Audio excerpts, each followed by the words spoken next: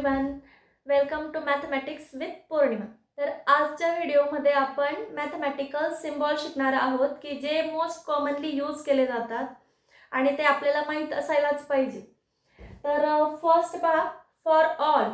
तर for all, for every हे same मिनिंगचे, म्हणजे जर सपोज एखादी प्रॉपर्टी सगळ्यांसाठी अप्लाय होत असेल तर ती आपण तेव्हा फॉर ऑल सिम्बॉल यूज करतो।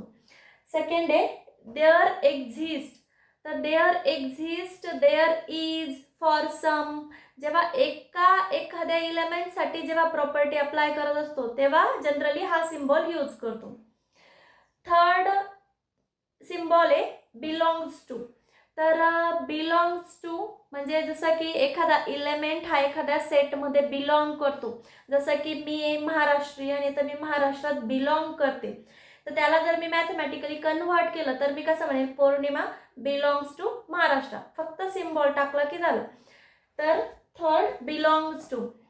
Fourth subset. इफ वन, जर एखादा सेट दुसऱ्या सेटचा सबसेट असेल किंवा तो त्याच्यात कंटेन्ड असेल तर त्यावेळेला आपण सबसेट हा सिम्बॉल यूज। सिम्बॉल आहे इम्प्लाइज।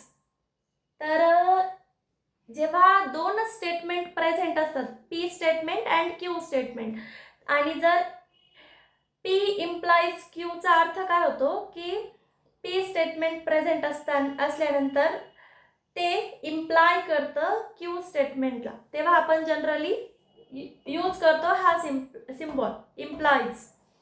नेक्स्ट सिम्बॉल आहे if and only if.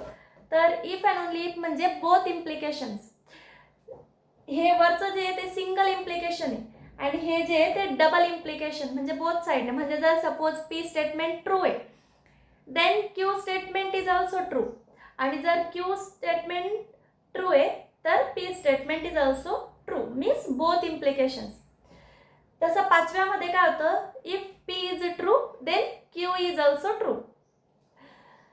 Next symbol आहे आपला 7 नंबरचा 5, एम्प्टी सेट।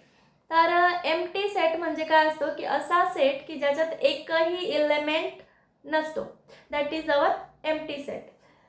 आणि 8 नंबरला जे सिम्बॉल्स दिलेले आहेत N, Z, Q, R, C, these are the symbols from number system, आणि ती पूर्ण नंबर सिस्टीम आपण एका वेगळ्या व्हिडिओमध्ये पाहणार आहोत।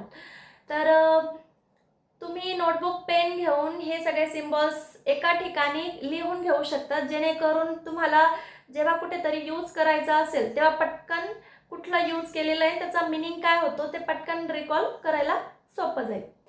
व्हिडिओ आवडला असेल तर व्हिडिओला लाईक करा, चॅनलला सबस्क्राईब करा आणि व्हिडिओ शेअर पण करा। Thank you so much.